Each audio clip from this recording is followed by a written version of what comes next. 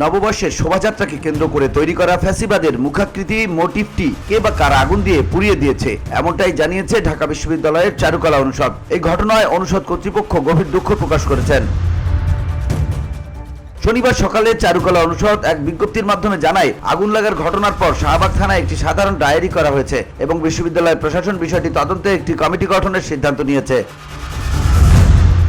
বিজ্ঞপ্তিতে আরো উল্লেখ করা হয়, বাংলা নববর্ষ 1432 ও পয়লা বৈশাখ উদযাপনের অংশ হিসেবে চারুকলার বর্তমান ও প্রাক্তন শিক্ষার্থীরা একাধিক প্রতীকী মোটিভ তৈরি করেন। এর মধ্যে অন্যতম ছিল ফ্যাসিবাদের মুখাকৃতি নামের এক প্রতীকী দানবীয় মুখাবয়ব, যা রাখা ছিল চারুকলা অনুষদের দক্ষিণ গেট সংলগ্ন একটি প্যান্ডেলের ভেতর। কে বা কারা গভীর রাতে সেই মোটিভে আগুন ধরিয়ে দেয়। আগুনের পাশেই রাখা শান্তির পায়রা মোটিভটিও আংশিকভাবে পুড়ে যায়।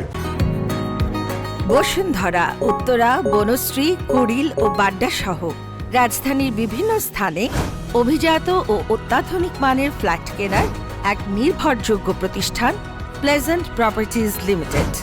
তাই আপনার স্বপ্নের আবাসনের জন্য আজই যোগাযোগ করুন। Pleasant properties limited, where destiny matches eventually. চারুকলার ডিন অধ্যাপক মোহাম্মদ আজহারুল ইসলাম শেখ স্বাক্ষরিত বিজ্ঞপ্তিতে জানানো হয়, আগুন লাগার সময় আনুমানিক ভোর 4:50 হবে বলে ধারণা করা হচ্ছে। সে সময় দায়িত্বে থাকা মোবাইল টিমের সদস্যরা ফজরের নামাজ আদায় গিয়েছিলেন, জানালেন বিশ্ববিদ্যালয়ের প্রক্টর সাইফুদ্দিন আহমেদ। এই সুযোগে দুর্বৃত্তরা ঘটনাটি ঘটিয়ে থাকতে পারে।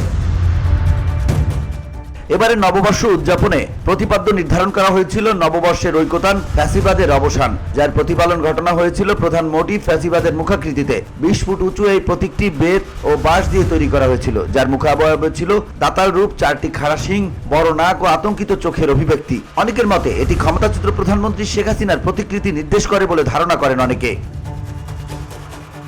VOD Bangla news desk.